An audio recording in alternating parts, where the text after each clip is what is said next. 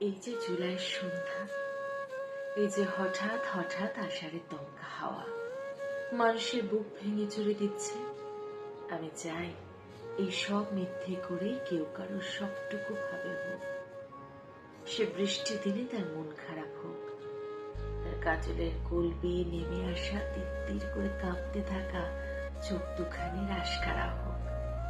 সে হোক তার মাথা ব্যথার কারণ, ভীষণ রাগে মুখ ফিরিয়ে নেওয়াটুকু, আবার হলুদ মেখে স্নানে যাওয়ার ঠিক আগ মুহূর্তে তার উত্তেজনা হোক।